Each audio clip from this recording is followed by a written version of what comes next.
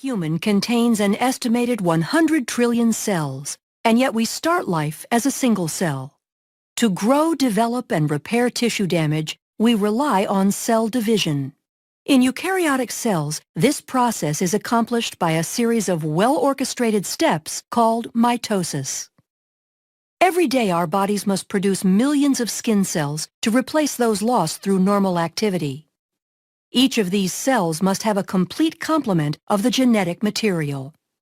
Prior to cell division, where the cell divides into two identical cells, the DNA needs to be replicated so that each daughter cell receives an exact copy. Following DNA replication, the chromosomes condense in the nucleus of the cell. DNA condenses by wrapping around cores of histone proteins, forming nucleosomes. This beads-on-a-string structure is called chromatin. As a cell prepares to divide, chromatin coils up further, shortening and condensing the chromosome. The replicated chromosomes are called sister chromatids. The replication of DNA and the formation of sister chromatids is one part of the entire cell cycle. To prepare for cell division, the cell goes through interphase, which can be divided into three distinct phases. During G1 or gap1 phase, all the organelles and cytoplasmic components, including the centrioles in animal cells, replicate. Then during S or synthesis phase, the DNA replicates.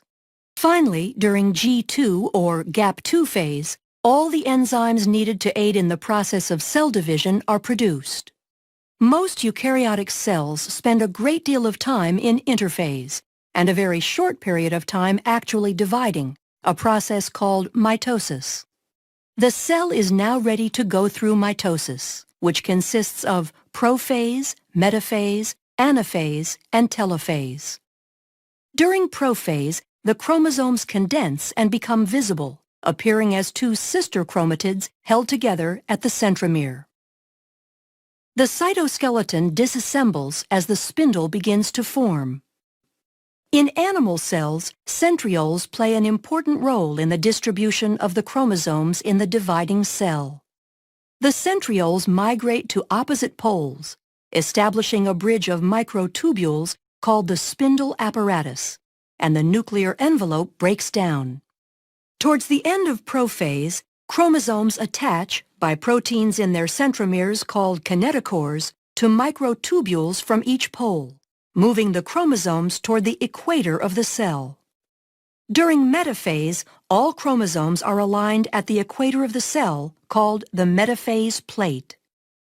Anaphase begins with the degradation of proteins that hold sister chromatids together, freeing individual chromosomes. The free chromosomes are then pulled by their kinetochores to opposite poles. At telophase, a cleavage furrow forms in the center of the cell.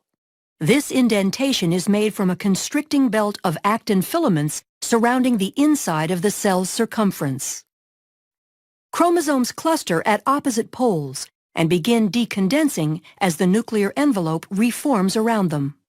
The spindle apparatus disassembles as the microtubules are broken down into tubulin monomers that can be used to form the cytoskeleton of the daughter cells. In animal cells, cytokinesis completes cell division by extending the cleavage furrow to completely separate the newly formed daughter cells. Since plant cell walls cannot be constricted by actin fibers, vesicles form an expanding membrane partition called the cell plate. Like animal cells, plant cells use cytokinesis to finish the division of the contents of the cytoplasm between the two identical daughter cells. During the cell cycle, certain checkpoints are encountered to make sure the process is occurring accurately. And if it is not, the cell cycle will stop at the checkpoint and correct, or possibly inhibit that cell from dividing. The first checkpoint is the G1S checkpoint, and is considered the primary point at which the cell cycle continues or stops. External signals and growth factors can influence the cell cycle and affect the progress at or before this critical checkpoint. The G2M checkpoint allows cells that have successfully completed all 3 phases of interphase to begin mitosis.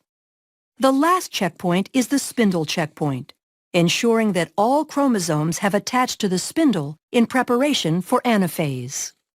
Growth factors, the size of the cell, and the nutritional state of the cell are all contributing factors in cell cycle regulation, ensuring that only certain cells divide at appropriate times. Once all the checkpoints in interphase are cleared, mitosis can occur. From interphase to cytokinesis, the entire process of cell division can take on average 10 to 20 hours in a typical plant or animal cell.